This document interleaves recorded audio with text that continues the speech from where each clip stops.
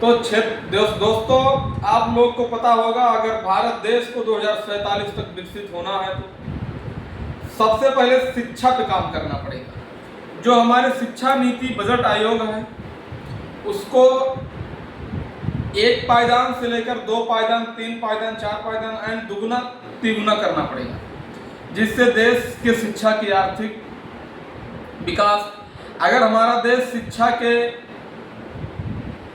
तरक्की को आगे और लेके जाएगा तो इसमें इनोवेशन, जैसे अलग अलग प्रकार की खोज करेंगे, इसकी रिसर्च करेंगे युवा, देश की नई पीढ़ी जिसको जेनजी कहा जाता है। जेनजी एक ऐसी पीढ़ी है जो आने वाली 2047 से पहले ही भारत देश को विकसित बना सकती है। उसका मेन कारण है शिक्षा।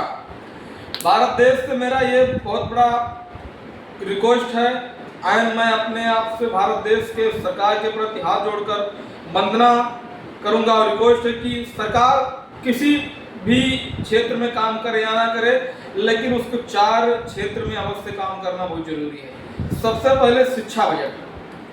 शिक्षा बजट से भारत के युवाओं की आंतरिक शक्ति, समृद्धशाली शक्ति, दृढ़ात्मक सोच एंड आत्मनिर्भर बनने की एक राह है। उसके बाद में हम आईटी इंडस्ट्री, औद्योगिक इंडस्ट्री, इंफ्रास्ट्रक्चर हो गया एंड ऐसे तमाम इंडस्ट्री हैं जिससे भारत की युवा काफ़ी आगे तक जाता है। जैसे अभी भारत में हाल ही में लॉन्च हुआ सेमीकंडक्टर, जो भारत की आर्थिक व्यवस्था में आर्थिक सहायता में बहुत बड़ा योगदान देने वाला है। तो मेरे देश के प्रधानमंत्री और सभी प्रदेश के मुख्यमंत्रियों से अपील है, आप जो ये फिजूल खर्ची पे बातें करते हैं, कन्याधन योजना, अन्य योजनाएं, इस योजना को कम करके खाली शिक्षा बजट को इतना मजबूत बनाइए जिससे युवा पीढ़ी पढ़े लिखे और एकदम मजबूत शक्तिशाली पीढ़ी बने, जिससे आने वाले समय में भारत की स्थिति को बदल के रख दे। इस गति से अगर काम करेंगे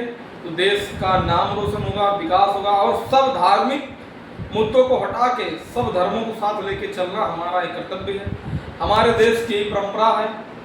तो मेरे नौजवान मित्रों, मेरे साथियों, आने वाले कुछ दिनों में भारत बहुत आर्थिक परिस्थितियों में जूझ रहा है। युवा रोड पे प्रोटेस्ट कर रहे हैं, जेनजी, जेन अल्फा, क्योंकि शिक्षा में लगातार तकनीकी गड़बड़ आ रही है।